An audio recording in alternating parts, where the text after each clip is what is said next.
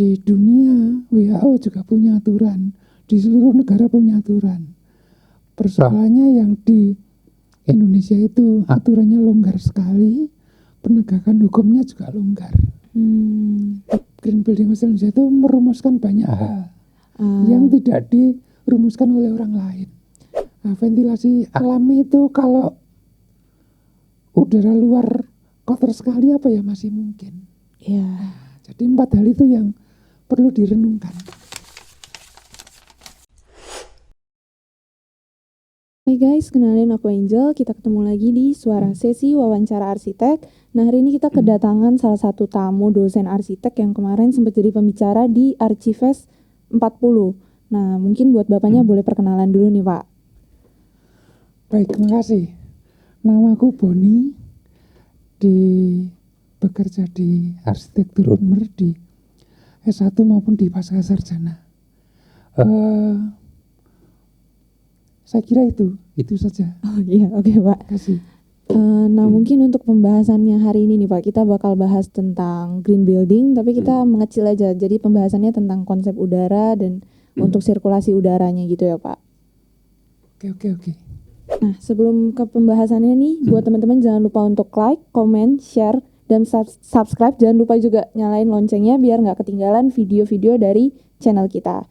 Nah, Bapak, ini kita langsung masuk ke pembahasannya aja ya Pak. Oke. Nah, ini tuh sebenarnya kan kita mau ngebahas tentang iklim. Nah, iklim sama kayak buat udaranya sendiri ini tuh kualitasnya sebenarnya kesinambungannya tuh gimana sih Pak? Jadi begini, perubahan iklim itu karena terjadi pemanasan global, itu ujung-ujungnya larinya ke polusi udara. Itu namanya polusi udara PM2,5. Artinya debu yang ukurannya 2,5 mikron ke bawah.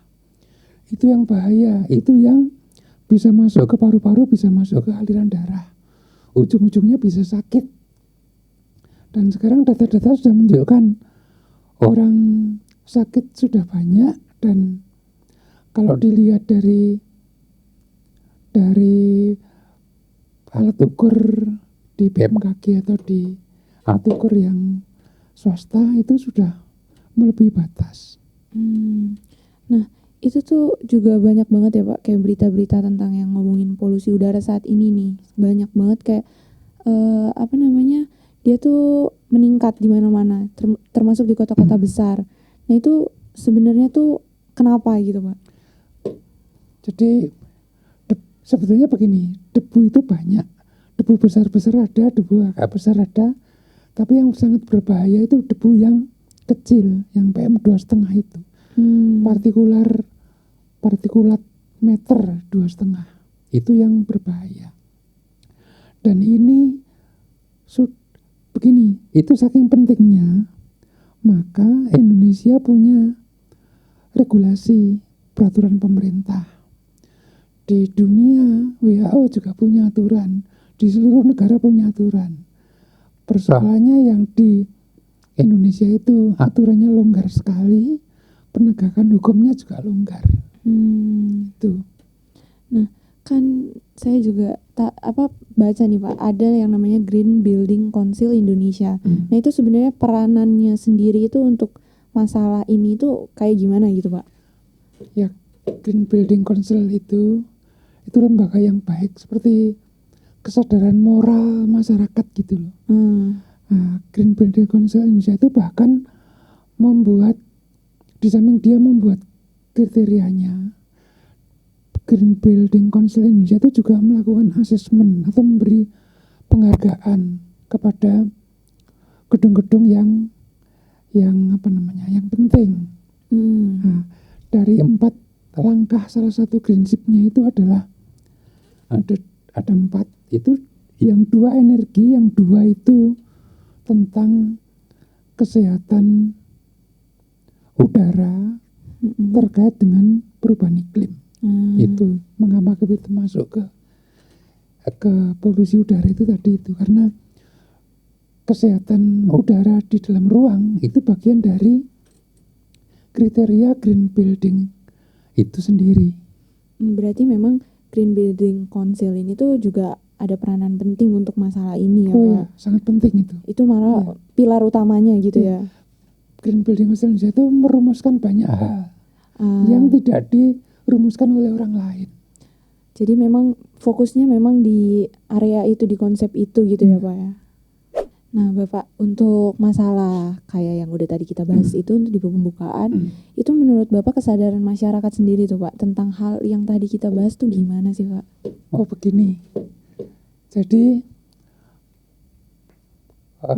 orang dikasih tahu tentang pemanasan global itu belum aware, belum sadar bahwa pemanasan global itu membuat polusi udara PM2,5 itu naik tinggi berkali-kali lipat dari standar aman. Orang belum takut bahwa itu naik terus orang jadi sakit. Orang juga belum takut karena kalau sakit kan bisa bed rest, bisa diobati. Tetapi simulasi berikutnya adalah kalau orang sakit itu umurnya berkurang.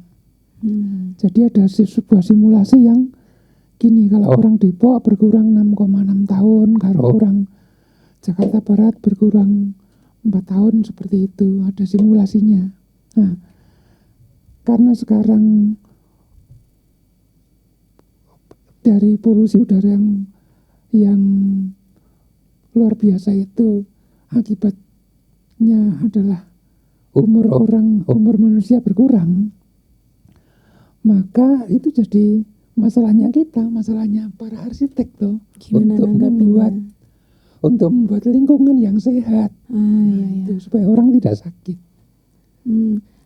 Masuk tuh Pak, kayak peran arsiteknya itu tuh berarti sebenarnya secara kita masuk ke umumnya dulu aja mungkin ya Pak. Nah umumnya tuh harusnya sebagai seorang arsitek itu tuh gimana gitu Pak untuk menanggapi masalah ini? Cara termudah itu dengan membuat analogi. Jadi begini, kalau di sekitar rumahmu itu tempat pembuang sampah, maka udara di dalam rumahmu tidak bersih. Nah sekarang kejadiannya ini adalah polusi PM2,5 di seluruh dunia itu sudah berbahaya. Maka arsitek harus membuat lingkungan di dalam rumahnya itu menjadi tidak terkontaminasi oleh PM2,5. Itu caranya. Nah itu Pak, caranya itu kita sebagai arsitek tuh membuka, kan nggak mungkin ya Pak kalau kita tadi di lingkungan yang sekitarnya bau sampah itu kita buka pakai ventilasi alami atau ventilasi silang itu tuh gimana tuh Pak? Begini, ada 4, secara konsep itu ada 4 yang dilakukan orang toh. Pertama itu misalnya yang paling sederhana itu kan biasanya ventilasi silang. Terus yang kedua, semua orang atau semua arsitek masih mempercayai bahwa pohon itu bisa, atau vegetasi itu bisa membersihkan udara. Yang ketiga yang sekarang mulai marak orang melakukan itu adalah dengan membeli pembersih udara atau air purifier. Yang keempat, yang paling mahal itu ya dengan air conditioning, AC. Tetapi sekarang kita lihat AC dulu ya, yang mahal dulu. AC itu kan egois ya, dia mengambil dinginnya terus panasnya dibuang keluar. Itu muncul sebagai urban heat island. Urban heat island itu salah satu yang memperparah polutan PM2,5 itu. Jadi kalau bisa ya mestinya AC itu tidak terlalu bijaksana, efektif tetapi tidak terlalu bijaksana atau tidak apa, sustainable ya masih debatable lah gitu, maksudnya antara manfaatnya yang efektif dengan side effect-nya yang banyak, minusnya itu. Yang kedua air purifier. Air purifier itu harganya murah, mampu membersihkan udara, sangat efektif. Tetapi air purifier itu ya barang industri. Ya. Kita harus membelinya dan mentenagainya dengan listrik. Yang ketiga itu dengan apakah benar pohon tadi bisa membersihkan udara. Ya, itu kalau pohon membersihkan udara itu kan kalau di konsep-konsep di arsitektur kan sangat mulia itu. Ya. Diajarkan di kelas vegetasi. Ya. Nanti di studio itu di proyek ditaruh di konsep. Ya kan? Pohon membersihkan. Tapi apakah benar pohon itu bisa membersihkan? Ada beberapa studi yang menunjukkan bahwa bisa tetapi tidak seberapa. Terus yang keempat, ventilasi. Nah, ventilasi alami itu kalau udara luar kotor sekali masih mungkin. Ya. Jadi 4 hal itu yang perlu direnungkan. Saya kira itu. Berarti memang untuk berarti kesimpulannya mungkin ya Pak. Maksudnya sesuai dengan kondisi lapangan tuh seperti apa, karena tidak bisa pakai yang pertama itu mungkin di kondisi seperti apa tuh tidak bisa digunakan. Apalagi untuk yang terakhir yang tadi Bapak contohin, kalau misalnya tempat pembuangan sampah tapi kita pakai ventilasi alami itu kan malah di dalamnya itu pasti nggak nyaman banget, baunya masuk. Udara yang lebih buruk itu justru yang kita masuk. Iya. Padahal ventilasi itu adalah mengganti udara yang sudah terpakai di dalam ruang diganti dengan udara yang lebih baik dari luar. Jadi sekarang saya tidak bilang ventilasi alami itu tamat ya, bukan begitu. Tetapi ventilasi alami itu untuk saat ini harus ditegaskan dengan syarat dan ketentuan berlaku. Itu apa? Kalau udara di luar kondisinya lebih baik, ventilasi alami itu bisa diterapkan. Kalau tidak lebih baik, tidak bisa diterapkan. Jadi untuk arsitek itu seolah-olah gini ngerinya. Roster, krepia, jalusi, itu seperti tamat. Gitu? Iya. Kalau itu kotor betul udara luarnya. Ya. Jadi harus mikirin gimana mengganti konsep itu lagi ya Pak. Ya, untuk langkah pragmatis saat ini, ya itu begini menurut saya. Kalau AC itu mahal, maka belilah atau gunakanlah air purifier. Kalau ada pertanyaan, air purifier itu kan menggunakan listrik. Nah, listriknya pakai sel surya. Karena listrik sel surya itu gratis sepanjang masa toh, sepanjang matahari masih ada. Gitu. Nah Bapak mungkin boleh minta nih tips sama triknya sebagai arsitek tuh jadinya gimana nih buat membangun bangunan yang masih memikirkan konsep itu. Ya, oke. Jadi begini, yang pertama, kita sadari bahwa polutan PM2,5 itu sudah melebihi ambang batas hampir semua kota di Indonesia. Sehingga cara paling pragmatis untuk membersihkan udara di dalam ruang itu adalah dengan air purifier. Supaya air purifier itu lebih efisien, udara yang bersih tidak bocor, maka jendela itu harus ditutup. Kemudian harus diberi seal supaya tidak bocor. Tetapi sinar matahari usahakan tetap masuk. Itu cara membuat supaya ruang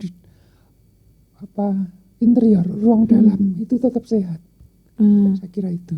Berarti itu jendela tuh tetap ada, desain tetap perlu jendela, tapi maksimalnya itu untuk cahaya, bukan untuk sirkulasi udara. Betul. Oh iya, oke nih. Tuh. Nah Pak, itu kan udah tips dan triknya tuh, kira-kira ya 1-2 triknya. Nah pesan-pesannya nih Pak untuk para arsitek, mahasiswa atau dosen yang memang mau mendesain ke depannya tuh gimana tuh gitu Pak? Ya, gini sekarang. Jadi yang belum seragam di antara kita adalah menyikapi bahwa polusi PM2,5 itu sebagian orang merasa sudah gawat, sebagian besar orang merasa belum. Jadi menurut saya itu sudah gawat. sehingga mendesain itu tidak hanya harus indah saja sekarang. Ya. Tidak harus efisien saja, tidak harus hemat saja energinya, tapi harus sehat. Itu menurut saya misi saya atau misi arsitek selanjutnya itu harus menambahkan kebutuhan bahwa desain harus sehat. Ya. Itu untuk penghuninya.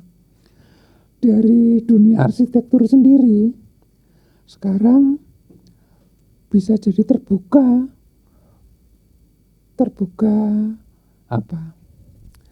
kerjasama riset baru dengan bidang kesehatan masyarakat, kedokteran atau kesehatan masyarakat itu banyak hal baru yang bisa diteliti bersama supaya desain itu menjadi lebih sehat. Saya kira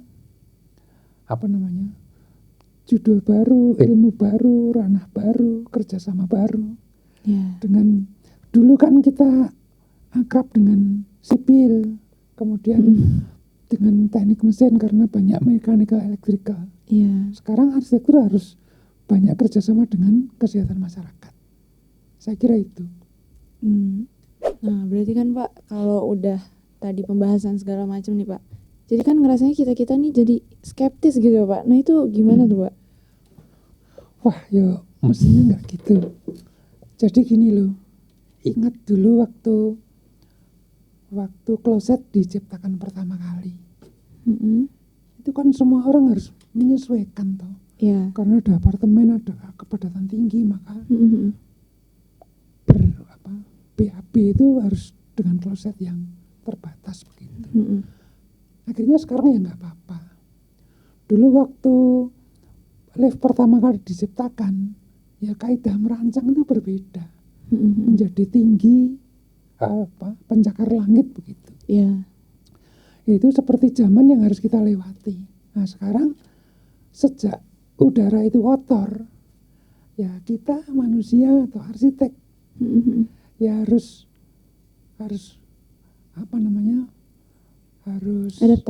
adaptasi. Itu dengan cara mendesain yang berbeda, dengan cara mendesain yang lebih sehat. Itu bagian dari zaman yang harus kita lalui. Itu saja, tidak apa-apa, biasa saja, tetap semangat saja. Iya, berarti kan nggak perlu yang harus detail yang kayak gimana. Memang kita juga ngedesain juga harus ngelihat kondisi di lapangan itu seperti apa. Betul. Jadi itu pentingnya analisis mungkin ya Pak. Oke, betul. Nah, oke. Ini gak kerasa banget nih Pak, udah banyak banget, udah detail juga nih obrolannya. Terima kasih untuk Pak Boni udah mau hadir, ngeluangin waktu sharing di sini. Nah, buat teman-teman semua biar gak ketinggalan konten-konten seru bareng tamu-tamu yang bakal kita undang, itu jangan lupa buat like, comment, share, subscribe. Jangan lupa juga nyalain loncengnya biar gak ketinggalan konten-konten seru lainnya. See you guys.